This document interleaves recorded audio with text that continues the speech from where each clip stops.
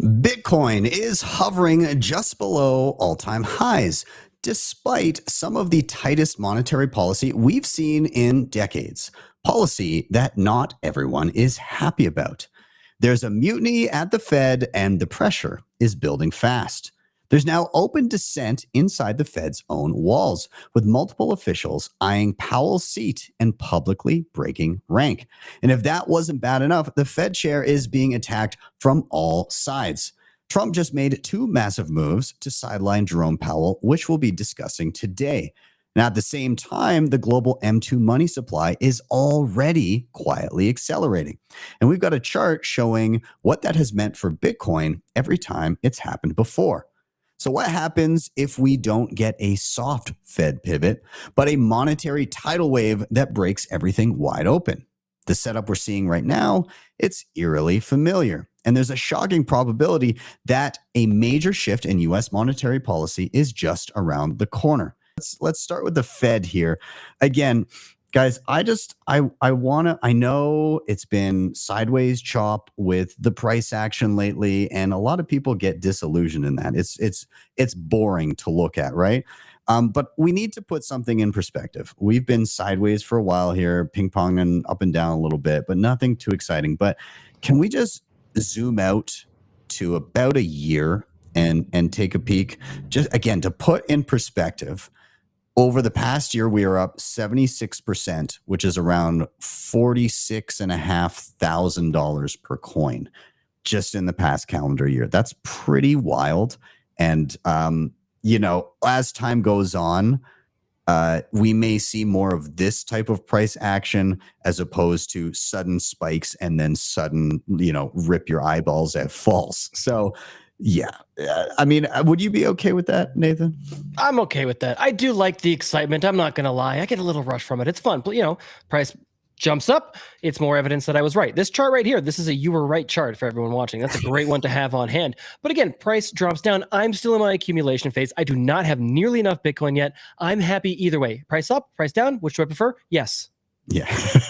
Perfect.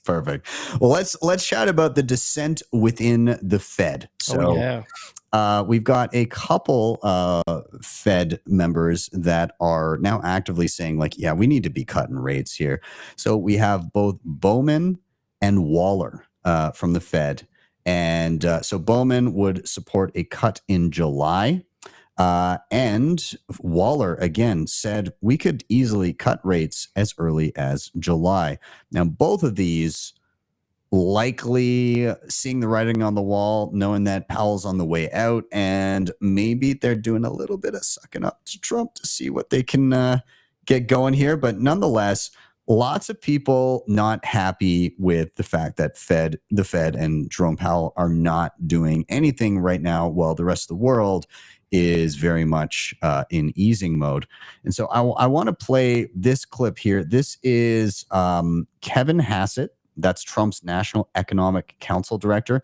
And then another clip of Ken Fisher, a nonpartisan financial analyst. And they're both in agreement that the Fed needs to lower rates. Both of them are saying there's no real reason that the Fed shouldn't be cutting rates here. Again, in the byline here, every economist at the Fed is currently a Democrat. And they're basically saying that right now, the only reason to not be cutting rates are to hold them artificially high just because of partisanship. I don't know. Do you think that's the case? Do you think that this is what we're seeing? I got two kind of theories on it, and one of them will relate more to what we're talking about later as well too. But one, I think this is a kind of like a battle going on between central banks, and I think basically Jerome Powell is putting the screws to everybody else. I think part of it is that, and the other one, I don't blame him for it because I get it, is no one thought that he could raise rates, right? No one thought that he could actually get interest rates as high as he did. He's almost at the end, and I think part of it could just be legacy because the effects are still so delayed that he thinks he's just going to try and hold them there, essentially, so he can get to the end, get out of that chair, and go, look, no one said I could do it, and I totally did it, no matter what kind of calamity would come after the fact. Yeah. Let me break this down for my fellow Bitcoiners. In just 8 weeks, I've seen a serious shift, more strength, more energy, and fast muscle gains. The reason? FitScript. They ran 124 biomarkers, blood, hormones, inflammation, and built a fully custom plan: nutrition, training, supplements. No guesswork, no templates. This is functional medicine meets precision fitness for high-performing men who want sovereignty over their health. If you care about optimization the way you care about your money, test, don't guess. Don't trust, verify. Hit the link in the description or scan the QR code on the screen to check out FitScript and see what's possible. Let's move on. U.S. government could run out of money after August 15th without a debt ceiling action. This is the same old thing we hear time and time again. It comes up. It's a seasonal feature. It's such a farce at this point as well, too. It's like we know you're playing the heel, right? No one is actually going to hold to that debt ceiling. That's never going to be the case. We're never going to switch to austerity. They're not going to lower the budget. They're not going to lower the fiscal spending at this point in time. It's all just a smoke and mirrors, depending on who's in power at the time. Yeah. It's wild. And again, this is the reason why they want to be lowering lowering interest rates so much right now. The debt repayment, the interest payments on it is becoming so cumbersome. Like the servicing of the debt is eclipsing like all of the major expenditures of the US government. Like it's just untenable. And so they need to remove debt ceilings. They need to lower interest rates just to kind of get by, because when those interest rates go up, they get crippled. So, I mean, again, it's just kind of like the nothing stops this train attitude. And I don't know. It's every time I'm like, how could they possibly kick the can down the road further? And then they find some roundabout way to do it. But the days of the lives of day-to-day people just get worse and worse for it. So it's just, it's beyond frustrating. It's beyond frustrating. It's incredibly wild. And the fact of the matter is, it's one of those kind of like all or nothing things that I think really realistically, they can kick the can down the road forever until they can't. And it really comes with like a psychological shift where nobody wants their shitty paper money anymore. Yeah, exactly.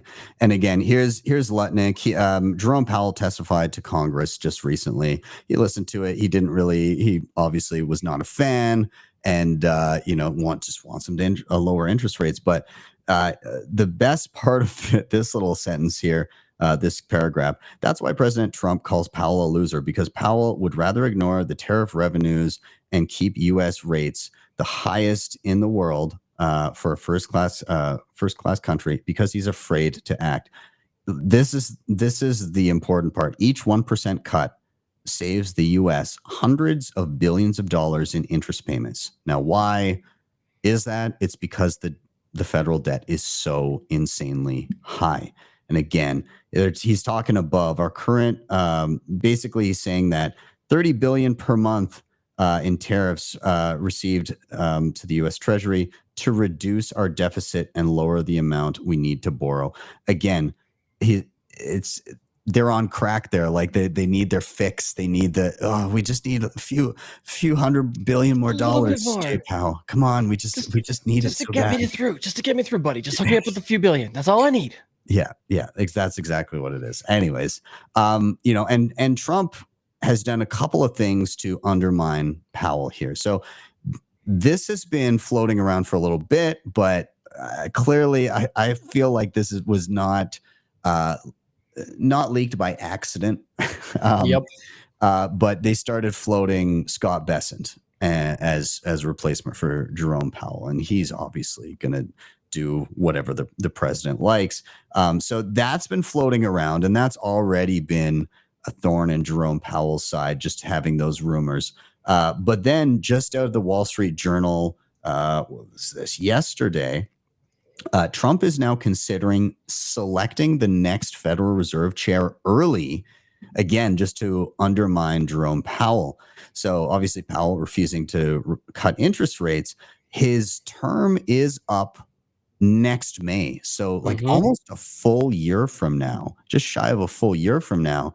And again, even though people are saying, we want him to resign or whatever, selecting and saying this is going to be the next guy a year in advance, would just, again, like the kind of lame duck sitting Fed chair already being undermined by saying this is the next guy.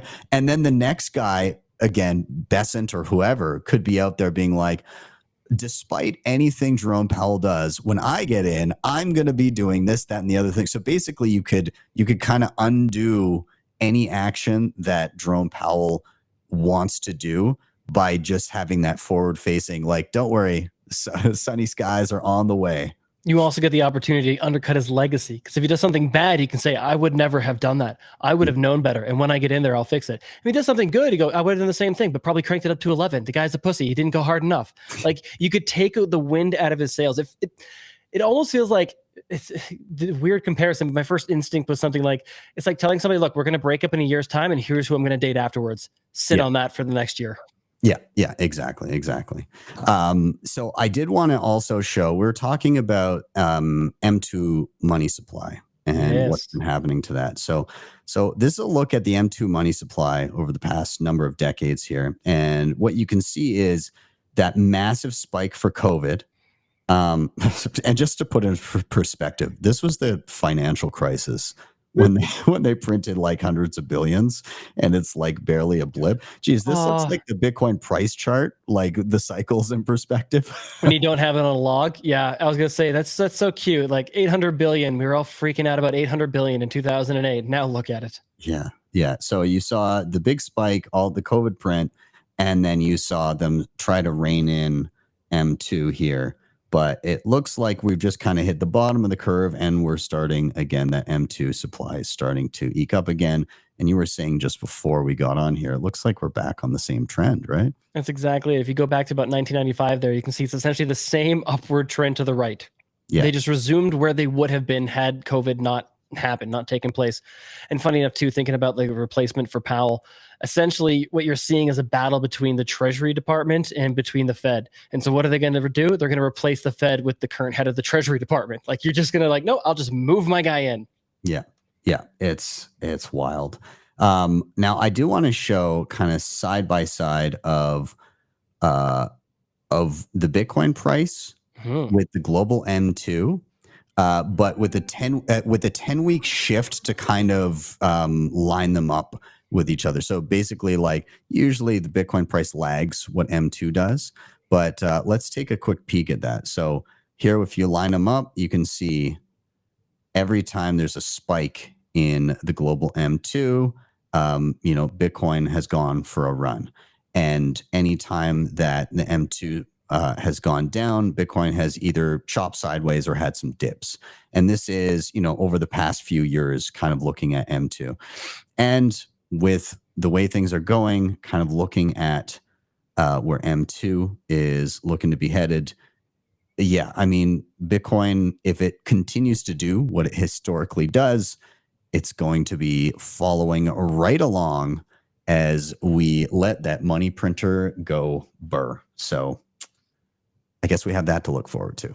At least we've got that. Should hopefully be a fun summer. Yeah, let's hope. Absolutely. Now, just because money printer is actively and going to continue to accelerate how much it goes burr, doesn't mean you should feel too overconfident about it. Because yes, you can buy sats to sidestep that, but you still got to be conscious of doing that right. Are you doing it privately? Are you taking self-custody? Because the state is not a super friendly place when it comes to allowing people to enjoy their lives and the fruits of their labor. And we're going to be chatting a little bit about what Nathan alluded to, the dystopian hellscape that Canada continues to descend into. But, our friends across the pond are not far behind. Bitcoin Well is the best place to be buying and selling Bitcoin in Canada and the US. And now with Bitcoin Well Infinite, it's also the best place to be making large buys at their OTC desk of over $50,000. Their white glove service gives you fast transactions, no slippage, and the lowest fees. You can scan the QR code on the screen or simply head to bitcoinwell.com/BTC sessions to sign up today. and you can share your own personalized referral link to earn commissions.